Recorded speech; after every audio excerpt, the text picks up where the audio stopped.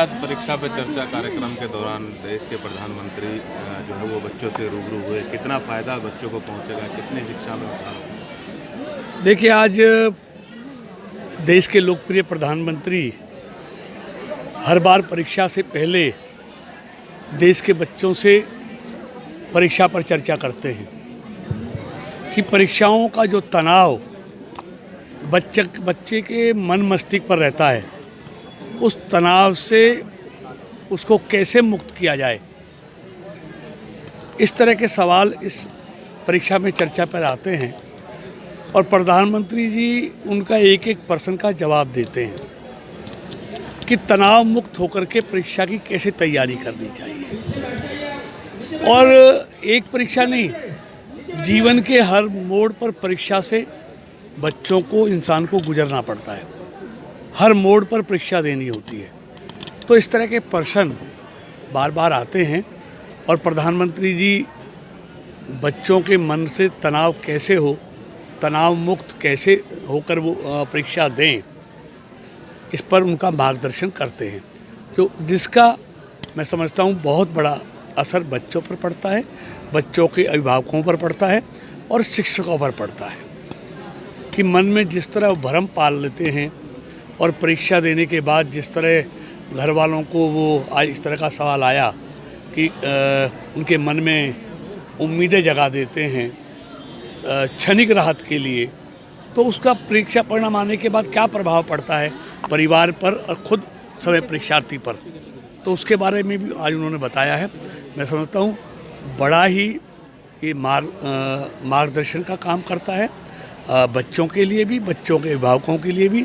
इससे बहुत कुछ लाभ मिलता है। अच्छा, प्रधानमंत्री जी सोशल मीडिया गैजेट का कम इस्तेमाल करने की बात कही है। 6 घंटे बच्चे उसमें खराब कर रहे हैं, ऐसा कहना है। कैसे बच्चों को देखिए निश्चित तौर पर जैसे उन्होंने कहा फास्टिंग करते हैं लोग शरीर को ठीक रखने के लिए, ऐसे ही आज इस आधुनिक युग में जिस तरह इंटरनेट का ज़माना है, लोग डिजिटल उससे जुड़े रहते हैं, तो ऐसे उन्होंने कहा है कि अपने दिमाग को राहत देने के लिए, परिवार से बातचीत करने के लिए, यार दोस्तों से बातचीत करने के लिए या खेल कूद के लिए उसको इसमें भी रेस्ट देना चाहिए।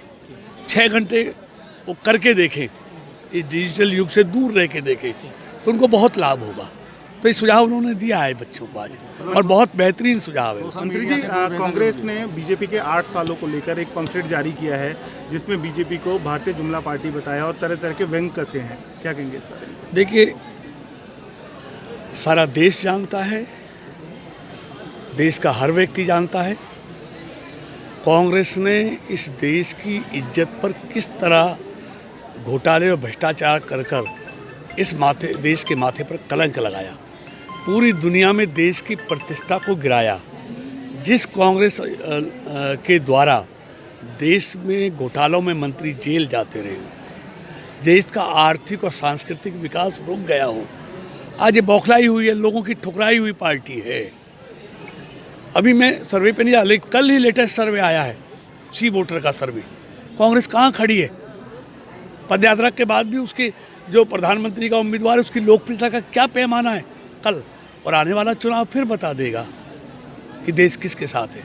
देश उनके साथ है जो देश को पहले मानते हैं, देश उनके साथ बिल्कुल नहीं है जो परिवार को पहले मानते हैं। मोदी जी के लिए देश प्रथम है, उनके लिए परिवार प्रथम है, इसलिए परिवार प्रथम मानने वालों को आज बेचैनी है, परेशानी है और ये परेशानी बनी रहेगी। हाथ से हाथ जोड़ो यात्रा शुरुआत कर रहे हैं वो एक दूसरे के साथ में कांग्रेसी।